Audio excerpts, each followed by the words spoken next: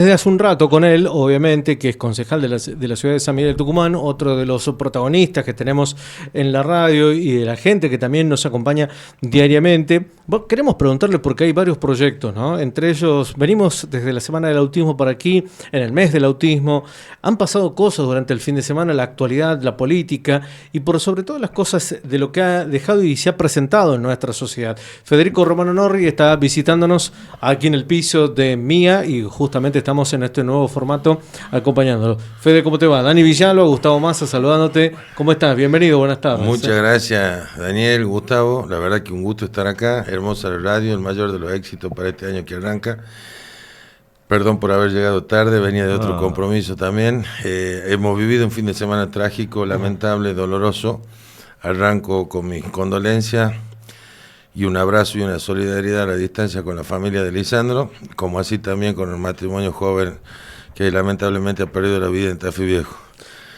Independientemente de que hay que ser lo más cauteloso posible por tanto dolor que impera, por esta situación que acabamos de mencionar, tenemos que sí marcar desde el punto de vista político un déficit en materia de infraestructura en la ciudad y en la provincia desde hace más de 43 años. Hacen falta obra pública, no hay voluntad política, no hubo voluntad política, y te hablo, digo, de todos los que han pasado por el Poder Ejecutivo, tanto provincial y municipal, creo que nos obliga a reflexionar de manera conjunta. No solo es un fracaso del peronismo, es un fracaso de la clase política en general, de no poder darle soluciones que generen un cambio en la condición y calidad de vida de la ciudadanía de Tucumán. Así como hablamos cotidianamente del déficit en materia de agua potable, de gas natural, de iluminación, el tema de las inundaciones es un tema muy complejo. Sabemos que tenemos una ciudad con una infraestructura muy chica, tenemos una densidad poblacional muy grande, tenemos una crisis en términos exponencial de construcciones, por eso es tan importante lo que vamos a trabajar este año, que es con la reforma del Código de Planeamiento. Sí. Para ver fundamentalmente cuál es la impronta de ciudad, cuál es el modelo y la identidad que buscamos de la ciudad de San Miguel de Tucumán, pero hay déficit en materia de infraestructura que tiene que ver con zonas que son mucho más bajas que otras, que cuando uno habla de la palabra inundación, uno rápidamente se le viene a la cabeza que el agua te llegue al cuello, que te tape la boca y la nariz, y no es así. En las zonas más bajas, en las zonas periféricas, donde está la gente más pobre, con la caída de pocos milímetros, en pocas horas puede generar un daño que el esfuerzo y el sacrificio de toda una vida se pierda. Y hablo de cama, colchones, sábanas, frazadas, electrodomésticos. Estas viviendas que además son precarias generan mucho riesgo. Generan riesgo en la instalación eléctrica, generan riesgo en la salubridad de las personas quienes habitan esos hogares. Genera focos infecciosos los días posteriores, porque la gente va y sobre todo la clase política se saca una foto, 2, 3, 4, colabora 1, 2 días, y da la sensación, y lo digo con dolor, de que hay una ecuación que ha hecho el peronismo en Tucumán, de decir, bueno, nosotros si vamos a través del asistencialismo después de la emergencia nos sale más barato que hacer la obra. Fede, ¿son fallas de control o faltas de control? Son las dos cosas, digo, fallan los controles previos, porque tenemos que trabajar en materia preventiva, y en ese sentido he acercado 2 proyectos en el día de la fecha al Consejo Deliberante, uno requiriendo al Poder Ejecutivo del municipio un relevamiento de alumbrado público absolutamente de todos los postes de luz que nosotros tenemos dentro de lo que es San Miguel de Tucumán, para ver si están las tapas de seguridad establecidas por ley, para ver cuáles están en desuso, cuáles están funcionando, cuáles están en una situación de riesgo, y fundamentalmente para ver si tienen la señalización correspondiente a los efectos de que lo podamos prever por lo menos a futuro. ¿Por qué siempre después de les pasan las cosas? Lamentablemente esto sucede desde hace mucho tiempo, hay medidas que se deben tomar, hay direcciones que están a cargo, nosotros tenemos defensa civil tanto en la provincia como en el municipio, y hay que intensificar los controles, por eso trabajar en prevención es contrafáctico, o sea, jamás le podríamos decir a la ciudadanía si haciéndose las obras que uno entiende que son necesarias, si se hubiera evitado esta fatalidad o no. Entonces, sería irresponsable de mi parte decirlo. Lo que sí puedo decir es que las obras no están hechas y que son una necesidad para la gente y para la posteridad, y lo que podemos hacer a partir de ahora es intensificar las medidas de seguridad para que esto no vuelva a ocurrir. Qué locura esto, ¿no, Daniel? Sin dudas. Lo que sí te puedo contar es que el discurso político Vos lo dijiste recién, ¿no? Hay que hacer una culpa interno, ya no va. A la gente no le importa si ya han pedido disculpas, si ha pasado esto, ¿no? O estamos viendo qué va a pasar. Digo, ¿cómo cambiamos eso, no? A ver. Porque se echan la culpa, a ver, no están las obras, no manda la plata a Nación, pasa esto por aquí, pasa por allá, pero la sociedad tiene otro relato, que creo que hay que escucharlo, ¿no? Son todos responsables. Primero, no es que hay que ver quién es el responsable, porque entre ellos se tiran la pelota. Es responsable el gobierno nacional porque tomó la decisión de que no haya obra pública hace 2 años y medio. Es responsable el gobierno provincial porque hay plata para festivales, hay plata para publicidad y pauta oficial, pero no hay plata para obras de infraestructura. Y también es responsabilidad del municipio porque ya no es un municipio nuevo, ya llevamos 2 años y medio, y entonces nosotros tenemos que ver que los poderes ejecutivos son los que manejan los presupuestos, y al manejar el presupuesto uno establece prioridades. Entonces hay cuestiones que para algunos son menores y que para otras son prioritarias. Digo, por ejemplo, se ha creado la Secretaría de Medio Ambiente, ¿es importante? Sí, importantísima. Sí, sí. Ahora, es tan importante como para destinar el segundo presupuesto más importante del municipio de la capital, cuando en realidad estas cuestiones que son inherentes a toda la ciudadanía de Tucumán no están resueltas. Y en ese sentido hemos presentado un segundo proyecto, tengo 3. El segundo proyecto que presenté de mi autoría esta mañana también es un proyecto de resolución pidiendo al Poder Ejecutivo para que veamos verdaderamente dónde estamos parados. Que haya un relevamiento para que me digan a mí cuál es la capacidad de absorción técnica en metros cúbicos de San Miguel de Tucumán hoy. Entonces, y si de esa infraestructura hoy existente está funcionando el 50, el 60, el 70%. Que me digan cuál es el porcentaje que está dañado para poder prever y recuperarlo y cuál es el porcentaje que hoy lamentablemente se encuentra tapado o con un déficit de obra, ¿no? Ustedes legislan y la municipal ejecuta. Lo que vos estás diciendo está muy bueno, pero va a pasar mucho tiempo hasta que te den una solución o te hagan una respuesta, porque muy burocrático todo, tiene que ser más rápido todo. Lo que ustedes legislan, que hay muchas cosas, ordenanza, incluso en la ordenanza de tu hermano, me acuerdo que siempre la recuerdo, el otro día en la Plaza San Martín, yo voy a caminar ahí, un señor con 2 perros grandes mordió una criatura. Y hay una ordenanza que los perros de ese tamaño tienen que ir con bozal, con cadena y con segura contra tercero. Bolilla. Mira, yo comparto contigo, ha pasado el año pasado que presenté 7 proyectos, por ejemplo, después del mes de marzo, todos estaban orientados a la prevención del dengue y trabajar de eso para que no volvamos a estar entre las cifras más alarmantes. Entonces, a veces no se puede mostrar todo a la ciudadanía porque a veces queda en saco vacío, presenta la oposición y si no tenés el acompañamiento, y además, como vos muy bien lo has detallado, hay muchísima burocracia. Cuando ellos establecen la creación de un comité de contingencia y de emergencia, tanto la Municipalidad de San Miguel de Tucumán como la reunión de gabinete ampliada que tuvo el gobernador, tienen que ponerse objetivos claros y concretos y de ejecución de obra, porque si no es como paliamos la crisis que ha acontecido por las inundaciones, cómo declaramos para justificar de que ha sido una lluvia excepcional por la gran cantidad de milímetros en poco tiempo. Sí lo entendemos, no somos onzos, no nos hace falta que nos expliquen. Ahora, también es cierto que si las obras se hubieran hecho, el perjuicio hubiera sido menor. Claro. Entonces, verdaderamente, si vos me decís que están haciendo obras, creo que hasta la gente lo toleraría más porque veríamos cómo va mejorando nuestras condiciones y nuestra calidad. Yo veo letreros de obras anunciadas a 180 días y pasaron 20 años más o menos. Sí. Todavía en alguna esquina, en alguna calle, en alguna ciudad. Y no se hacen la obra a conciencia. Lo mismo pasa cuando te hacen pavimento, no te dejan previsto las cloacas y los desagües pluviales para que dentro de 6 meses la misma empresa del amigo tenga que facturarte de nuevo. O la cloaca que no se arregle y se le hace arriba, o se hace cosas, porque hemos visto cloacas y hay lugares de la capital en este caso que están no hay cloacas. ¿Sí? Son caños de hace 50 años que están desmoronados, destruidos y quedan por arriba y se hace nuevo trabajo y después hay que volver a hacer y la gente... es una complicación. La infraestructura de servicio y la infraestructura hídrica no se ve, está abajo. Y estaba previsto un San Miguel de Tucumán para 10 a 12 viviendas por cuadra en cada una de las aceras. Cuando vos tenés cuadras donde tenés un edificio, donde tenés 10 pisos a 4 por piso, son 40 unidades de vivienda más de esas 12 que estaban previstas. Ahora el micro-macrocentro tiene un promedio de 5 edificios. Estamos hablando de 200 familias más que viven de las que deberían de vivir. Entonces, verdaderamente, la infraestructura abajo hace que colapse y que las prestaciones de servicios sean deficitarios.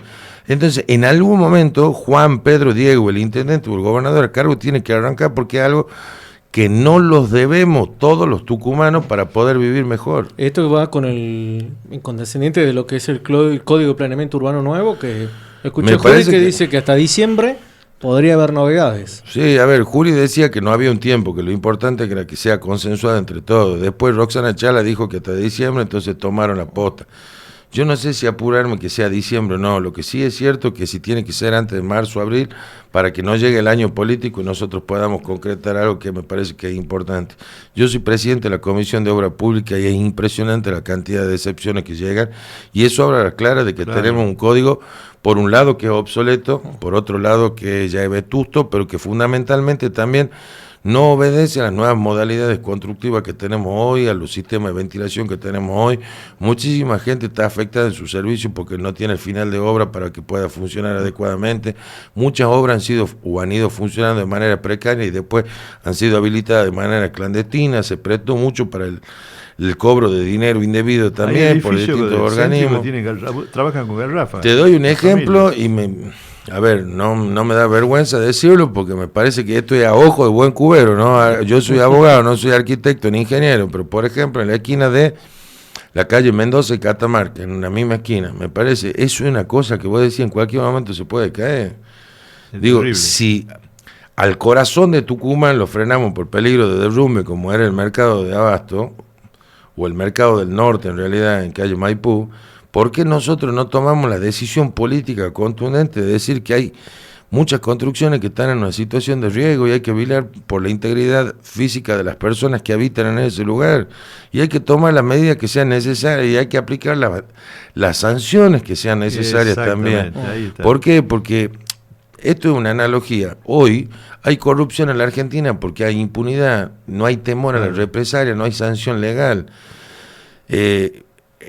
Cualquiera mete la mano, cualquiera hace una macana, pero como nadie va preso, todo el mundo cree que está permitido. En cambio, cuando la gente vea que hay un juez que está vinculado o en connivencia con el poder político, con el poder de policía o con el narcotráfico y es destituido, cuando hay un policía que tiene complicidad con la delincuencia y es exonerado de la fuerza, cuando ve políticos que llegan y hacen un proceso acelerado de enriquecimiento ilícito y van presos, recuperar la ejemplaridad en términos de valores contagia, hace que la gente quiera involucrarse, hace que la gente no generalice, hace que la gente vea que no todos somos lo mismo, y entonces verdaderamente a nosotros, a las personas que creemos que somos hombres de bien, estamos convencidos que sería muy saludable para el sistema que haya premios y castigos.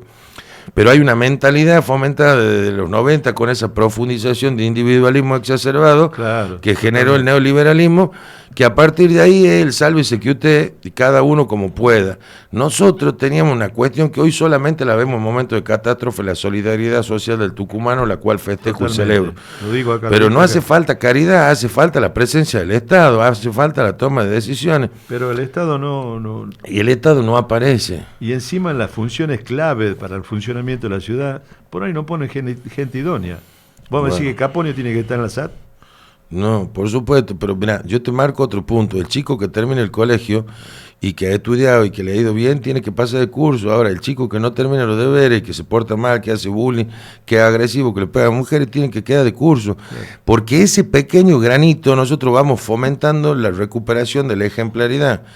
Entonces yo, por ejemplo, tengo un proyecto que quiero presentar la semana que viene, le estamos terminando de dar forma, pero que los chicos, los 3 mejores promedios de las escuelas municipales puedan entrar a tener trabajo hasta los 60 y 65 años en la municipalidad, porque hay una presunción de idoneidad, porque hay premios y castigos, porque darle la oportunidad sabiendo que en un contexto de crisis lo difícil que es conseguir trabajo. Exacto. Digo, y entonces esto no tiene que ver con bandería política, tiene que ver con qué le mostramos también a las nuevas generaciones para poder llegar a vivir mejor. Que no hay que buscar atajos, que hay que hacer las cosas bien. Vos que estabas hace mucho tiempo en la política, sos una familia de políticos y bueno, tu papá, tu abuelo y demás, todos son tucumanos, todos tienen el discurso muy lindo antes de empezar las elecciones, cuando están en el poder. Si todos quieren lo mismo para Tucumán, ¿por qué se pelean entre ustedes? Mira, es muy difícil cuando está en el poder, hay algunos que se suben un caballito y no se bajan más, primero. Segundo, hay muchos intereses económicos en el medio. Entonces, lamentablemente yo, como hombre de valores, cuando vos sos muy chico, yo, la verdad, somos hombres de principio. Creo que a todos nos pasa cuando nos apasionamos con algo, entro a la franja morada. Y después me dio dolor cuando abrí los ojos después de 3 años y decir, no, yo milito por el viejo, como decíamos, que era militar por Alfonsín, y algunos militaban por el contrato. Bueno, hoy la política se ha prostituido, la política se ha mercantilizado. Antes era muy normal que una persona te ofrezca el auto para el día de las elecciones, la gente se pedía y se anotaba sola, te voy a colaborar para ser fiscal. Hoy hasta el más amigo te dice, ¿y cuánto hay? Porque si el peronismo paga, si por el colegio electoral paga para los presidentes de mesa, ¿cuánto hay? Entonces hoy hay 2 grandes impedimentos para la gente capacitada. La gente de 25 a los 45 años que quiera participar, primero queda excluida por el sistema electoral y después por los costos de campaña. Sí. Y en función de eso es donde uno intenta dar la pelea, pero nosotros estamos en una franca desventaja. ¿Cómo cambia desde la oposición? Si vivimos en un contexto democrático, tenemos un solo cuerpo, acá no hay un sistema bicameral que nos permita que haya un sistema de contrapeso. Entonces, me pasaba a verlo a mi viejo, yo lo acompañaba, yo era abogado, ayudaba a hacer proyectos con él y siempre a la par porque tengo adoración por él. Entonces, he visto un montón de cosas buenas, como decir, esa época de la política todavía había contenido, todavía había un respeto entre los pares independientemente de su ideología. Sí. Bueno, hoy lamentablemente todo deja mucho que desear, cualquiera opina de cualquiera, cualquier libertario ve de la forma que se maneja el presidente y cree que puede manejarse de la misma manera, faltándole respeto al adulto, faltándole respeto al opositor que después lo vienen a buscar de rodillas para que le demos los números, faltándole respeto a la prensa. Cuando la prensa lo ayuda eran buenísimos, cuando la prensa le dice las cosas simplemente cumple con su deber de preguntar, de consultar, de informar a la gente. O le marca la cancha, muy cortito, ¿no? Y también tienen derecho a criticar, si de eso se trata la democracia. Acá no tiene que haber, digamos, un discurso unidireccional. Para nada. Y además yo no me siento acá para conversarlo a ustedes, ni ustedes para conversarme a mí. Ustedes hacen la mejor pregunta que pueden para que a la gente les sirva cuál es la respuesta mía. Y yo tengo que respetar aún la crítica de la gente, porque si soy funcionario público me tengo que someter a eso. Esa es la palabra, funcionario público. Entonces, porque nosotros trabajamos para la gente, no es que la gente, pero esto está revertido. Lamentablemente hoy la gente son los empleados de la clase política. Y hoy han generado una estructura y un andamiaje electoral para que garantizar elecciones en base a la necesidad que tienen cada uno de los dirigentes en Tucumán. ¿Vos crees, yo siempre pregunto a todos ustedes que son funcionarios políticos, ¿vos crees que el pueblo tiene digamos, los funcionarios y la gente que elige que se parece al pueblo? Yo no tengo ninguna duda que la clase política es el reflejo de la sociedad. Y en conclusión, y aunque suene duro, si hay una clase política corrupta es porque hay una sociedad corrupta. Yo me voy acá afuera de la radio y veo 4 autos que están en doble fila, es más fácil darle 500 pesos, 3.000 pesos que ir al tribunal de falta, hacer descargo y esperar los 15 días de penalidad. Totalmente. Es más fácil comprar el mismo celular, en vez de pagar los $1.000, pagar los $500 porque está robado. Es más fácil cuando vienen y te ofrecen, a ver, cuando el limón es grande hasta el santo desconfía. Total. En la Argentina uno sabe el esfuerzo y el sacrificio que tiene que hacer para cada cosa. Pero lamentablemente por eso le hablaba de la impunidad y de la corrupción. Como cuando no hay sanción legal, parece que todo vale. El político es un ciudadano más, solamente que está más expuesto. Es lo mismo que hace uno para sacar ventaja. Nosotros, en lugar de recuperar esos valores históricos del interior del país, nos hemos ido pareciendo al porteño. Creemos que somos el más pícaro del NOA.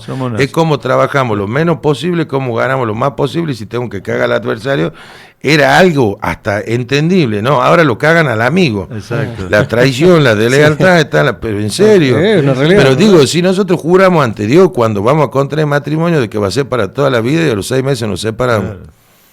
Juramos amor eterno para los hijos y después no somos capaces de pasar a la cuota alimentaria, porque esto es lo que pasa en la sociedad. Entonces hay una crisis de valores que es el reflejo de toda la sociedad. Por eso digo, ahora yo voy a pelear y si reirán y me harán comentar y mandarán los trolls. Solo desde la política van a venir las transformaciones que son necesarias porque vivimos en un sistema republicano y en democracia. Así que hay que amarla a la política, disfrutarla y defenderla a la política, y todo aquello que no tenga ningún vicio que participen en política. ¿Vos crees que Jaldo es un gobernador para solucionar problemas coyunturales o tiene algo para el futuro para ver y demás? Me parece que él arrancó siendo inteligente, buscó solamente pagar sueldo y garantizar la paz social pensando que esa estabilidad lo iba a llevar al bronce. Pero verdaderamente cuando los acontecimientos van floreciendo uno tras otro nos damos cuenta que tiene una tremenda incapacidad, a pesar de sus 43 años en el ejercicio de distintos cargos del poder. Lamentablemente hoy la ciudad y la provincia han dejado mucho que decía en cada una de las comunas, en el retraso de muchas intendencias del interior y acá fundamentalmente en la capital, donde llegó con otra expectativa Roxana Chala y creo que se cayó a pedazos con el paso de los meses. ¿Vos querés que atrasa a Roxana Chala haciendo las cosas que hace? ¿O declarando, haciendo el TikTok como la critican todo el mundo? ¿O solamente porque una mujer del tucumano acostumbrado con su machirulismo adentro? No creo que tenga que ver con el machirulismo, creo que tiene que ver con la gran cantidad de problemas que nosotros vivimos hoy, que la gente pide un poco más de seriedad, y el TikTok uno lo asocia más a una joda. Me parece que por la envergadura del cargo que cada uno ocupa, tiene que sentarse y ocuparse, y en función de eso, yo sería ridículo que me ande haciendo el hippie o andando en skate, por ejemplo. Entonces, me parece que en lugar de hacer eso, tengo que tomar con la seriedad que merecen las cosas y darle la respuesta que la gente está esperando de nosotros. Federico, por último, ¿hay algún problema de presupuesto en el Consejo Deliberante? Digo, se hablaba de una pelea, concejales, Fernando Jury, por el tema del presupuesto de los mismos concejales. ¿Es verdad eso? En el mes de diciembre se sanciona el presupuesto, sí hay problemas presupuestarios, pero a ver, acá hay una campaña que va y que viene y no tengo que dar la cara yo, tiene que hablar el peronismo donde se operan entre ellos. Lo cierto es que con Fernando Jury no hemos tenido ningún inconveniente en cuanto al funcionamiento dentro del Consejo. Sí hay dime y directo donde se pasa la pelota de cómo se van a manejar cuestiones presupuestarias, pero corresponde al oficialismo, tanto del Poder Ejecutivo Municipal como al presidente del Consejo, dar las explicaciones. Lo que sí sabemos es que la motosierra que pasó Javier Maley repercute con Jaldo, la de Jaldo repercute con Chávez, la de Chávez repercute en el Consejo, pero me parece que hay problemas mucho más importantes que el presupuesto del Consejo Deliberante. Federico, quedan muchas cosas para charlar, pero te agradecemos el tiempo por haber venido, llegado un poquito tarde, pero lo importante es que estás aquí y han quedado varios temas. Entre eso preguntarte de la política, ¿qué van a hacer ustedes? Pero bueno, todavía no ha comenzado la cuestión política. Falta un año, vivimos... Acaba de hacer una política espectacular, sí. Con la respuesta que tuvo. Pero lo queremos sondar. Venimos de atravesar momentos muy duros, no es prudente hoy hablar de nuevo cargo, sí es prudente seguir trabajando, yo amo esto y si fuera por mí me encantaría hacerlo muchísimos años más y para eso uno lo hace, para que la gente nos acompañe y nos legitime con el voto en términos Te voy a poner presión. ¿Qué le dijiste a tu hermano cuando dijo, en vez de votar al peronismo, lo voto a Milei? Lo dijo él en los medios. No, él dijo que está más cerca de Milei que del peronismo. Que votaría. Si no tiene que votar al kirchnerismo, votaría a Milei. Y lo dijo. ¿No le dijiste nada? Sé que hablas mucho con él, por eso te tiro eso. Yo la verdad que lo vengo diciendo y tengo que ser coherente con mi discurso. Yo estoy en las antípodas morales del kirchnerismo, pero estoy en las antípodas ideológicas de Milei. A mí me aflige Milei en su forma, me aflige Milei en su deshumanización de la política y me aflige un modelo económico que genera un perjuicio y muchísimo dolor para muchos sectores de la sociedad. Entonces se me hace muy difícil. Lo que sí creo es que mi primer compromiso con la ciudadanía de Tucumán es que nos sentemos a buscar comunes denominadores para hacer un armado político lo suficientemente fuerte y competitivo para ganarle al peronismo en Tucumán. Gracias por venir. A usted.